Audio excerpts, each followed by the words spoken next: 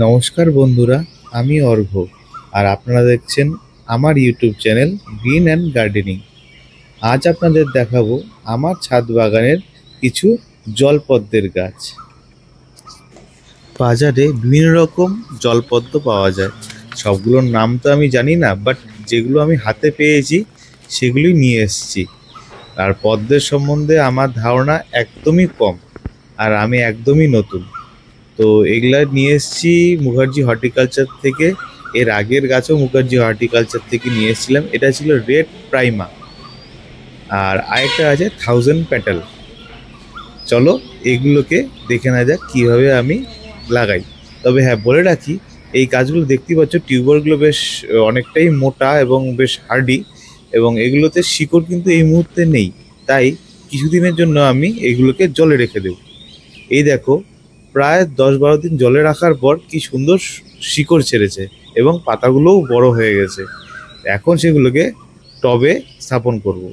এই দেখো, কত বড় একটা গামলা নিয়ে নিয়েছি। অ্যান্ড দেন এখানে এই 4 আঙ্গুলের মতো আছে ভার্মি কম্পোস্ট, অ্যান্ড দেন আর 4 আঙ্গুল আছে মাটি, সিম্পল গার্ডেন মাটি, এবং সেটাকে জল দিয়ে কিছুদিন রেখে দিচ্ছি একটু কাদা কাদা হওয়ার জন্য। অনেকে অনেক রকম মাটি ইউজ করে, বাট আমি সিম্পল এই গার্ডেন সয়েলই ইউজ করি। তা আপনারা যেমন খুশি ইউজ করতে পারেন, কোনো অসুবিধা নেই। আর পদ্ম গাছ সত্যি বলতে খুবই সহজ আমার হিসেবে। এগুলো আমার বাগানের পুরনো পদ্ম গাছ, যেগুলো এই বছর রিপোর্টিং করেছিলাম। অ্যান্ড দেখতে পাচ্ছ পাতার নিচে নতুন কুড়িও চলে এসছে। আশা করি এটাও ফুটবে, তোমার সাথে অবশ্যই শেয়ার করবো কি এরকম ফোটে বা কি কালার হয়। একটা আছে গোলাপি কালার, একটা আছে সম্ভবত সাদা কালার। আর এবার যেটা আসি সে thousand petal and red prima, এটাতেও সুন্দর এসছে। এ দেখতে পাচ্ছ চারিগুলোর মধ্যে আমি অ্যাজোলা ছেড়ে রেখেছি, কারণ এগুলো জলটাকে অনেকটা ঠান্ডা রাখে এবং মশাকে জন্ম নিতে দেয় না। একটু ভালো করে লক্ষ্য করলে দেখতে পাবে জলের নিচে কিছু মাছও ছাড়া আছে, যেটাকে মলি অ্যান্ড গাপ্পি, ওই দেখো কালো কালো রঙের দেখা যাচ্ছে। এটা কিন্তু এখানেই জন্ম নেওয়া বেবি। এরা কি করে, মশা যখন ডিম পাড়ে বা লার্ভা হয়, তখন এরা সেই মশা লার্ভা বা ডিমটাকে খেয়ে নেয়। তাতে কি হয়, জলে মশা হওয়ার সম্ভাবনা একদমই থাকে না। আমি এটুকুই সাজেস্ট করব, তোমরা যারা ছাদ বাগান করবে, অবশ্যই কিছু মাছ ছেড়ে রাখবে, বিশেষ করে মলি অ্যান্ড গাপ্পি। দেখতে পাচ্ছ পাতার মধ্যে কিছু লেদা পোকা লেগেছে, আর এরা পাতাটাকে ছিদ্র ছিদ্র করে দিচ্ছে। এই যে সেই ক্রিমিনাল, দেখতে পাচ্ছ কালো রঙের। এগুলো বেশি কিছু ক্ষতি করে না, বাট গাছের পাতাটা একটু ফুটো করে দেয়। তবে আমি মনে করি কোনো রকম পেস্টিসাইড না দিয়ে এগুলোকে যদি পারো হাত দিয়ে অথবা কোনো কাঠি দিয়ে এগুলোকে আস্তে করে উঠিয়ে দিতে। তো আমি তো হাত দিয়ে উঠাচ্ছি। একটু তো অবশ্যই ভয় লাগে, যারা যারা নতুন এই পোকাগুলোকে ধরতে চায় না, অবশ্যই কাঠি দিয়ে এটাকে সরিয়ে দিলেই বাস, জাস্ট একটু সরিয়ে দেবে, দূরে কোথাও ফেলে দেবে। মারার দরকার নেই, এদেরও তো দরকার আছে না। এর এর থেকেই তো প্রজাপতি হবে, প্রজাপতির থেকে এরাই ফুলে বসবে, ফুলের থেকে ফল আসবে, তাই না? তো এদেরকে মারা যায়। একটু পাতা নষ্ট হয়েছে, ঠিক আছে, নতুন পাতা আসবে, সেটা আবার আরো ভালো হবে। এই দেখো এটার মধ্যে কুড়ি এসছে।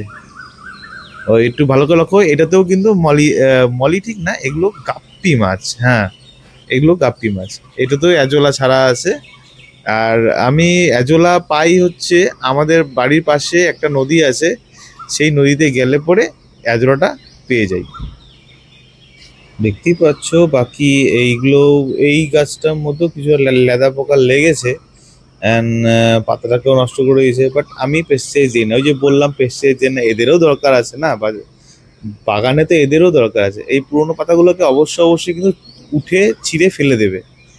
দেখা যাক এর নিচে কি বাচ্চা আছে কি নেই মাছের। একটু সরিয়ে দেখি, আছে, বাট আপনারা হয়তো বুঝতে পারবেন না। তো একটু ভালো করে খেয়াল করতে হবে, অনেক ছোট ছোট ছোট ছোট বেবি আছে, ওই দেখেন। চলুন ওদেরকে আর ডিস্টার্ব না করি, তার চেয়ে বরং এখানে অ্যাজোলাটা অনেকটা বেশি আছে এবং পাশেরটা অনেকটা অ্যাজোলা কম আছে। এখান দিয়ে কিছুটা অ্যাজোলা নিয়ে ওই পাশের ড্রামটায় ছেড়ে দিই। তাহলে কি হবে, এখানটায় ওই মশাটা আসবে না এবং জলটাও, রোদ যেহেতু পড়ে, জলটা অনেকটা ঠান্ডা থাকবে। ছেড়ে নিই। দেন যে গাছগুলো শিকড় ছেড়েছে সেগুলোকে এখন এখানে পটিং করব।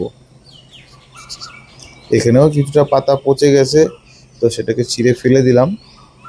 আর এই যে বেবিগুলো দেখেন, এই যে ছোটো ছোটো ছোটো বেবিগুলো দেখতে পাচ্ছেন।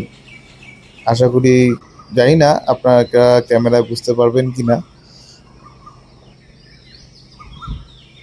এই যে দেখতে পাচ্ছেন টিউবারগুলো শিকড় চলে এসছে। চলেন তাহলে এগুলোকে এবার মাটিতে পটিং করা যাক। এই যে সেই গামলা, এখন এগুলো টিউবারটা এটার মধ্যে সেট করে দেব কিছুটা সাইড দিয়ে, মানে ড্রামটার, মানে সরি গামলাটার দেওয়াল ঘেঁষে হালকা হাতে মাটিটাকে একটু সরিয়ে নিব। দেন টিউবারটাকে জাস্ট কিছুটা মাটির নিচে ঢুকিয়ে দেব। অ্যান্ড দেন কিছুটা মাটি নিয়ে এইটাকে ওই যে ফাঁকা করেছিলাম সেটাকে চাপা দিয়ে, যাতে টিউবারটা জলে ভেসে না উঠে পড়ে। মনে রাখবেন খুব সাবধানে এই কাজটা করতে হবে, কারণ রানারগুলো এবং টিউবারের পাতাগুলো যেন ভেঙে না যায়।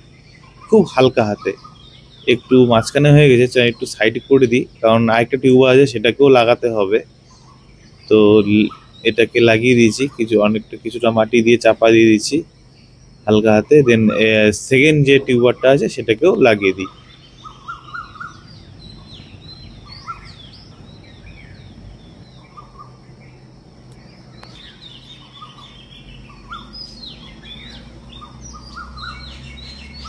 টবের কাদামাটিগুলো বেশি ঘাটাঘাটি না করে পাশের যে জার আছে তার থেকে কিছুটা কাদামাটি নিয়ে এটার মধ্যে দিয়ে দিচ্ছি।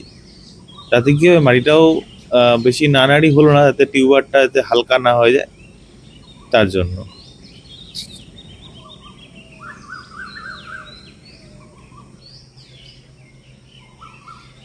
এবার এটাকে মোটামুটি একদিন অথবা দুদিনের জন্য ছেড়ে দেব, কিছুটা টেনে নেক, শিকড়টা একটু সেট হয়ে যাক। দেন এটাকে জল দিয়ে ভরে দেবো, যাতে পাতাগুলো জলের উপরে ভেসে থাকতে পারে।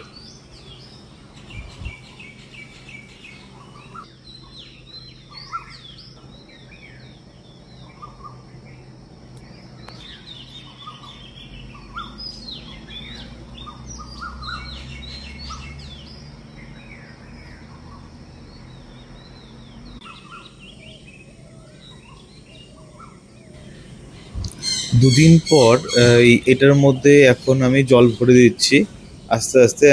পাশের যে টবগুলো ছিল সেটার থেকে, মানে পদ্মের যে টব ছিল সেখান থেকে কিছু অ্যাজোলা নিয়ে এটার মধ্যে ছেড়ে দিচ্ছি, যাতে অ্যাজোলা দিয়ে এটা ভরে যেতে পারে। তাহলে মশাটাও ডিম পাড়তে পারবে না।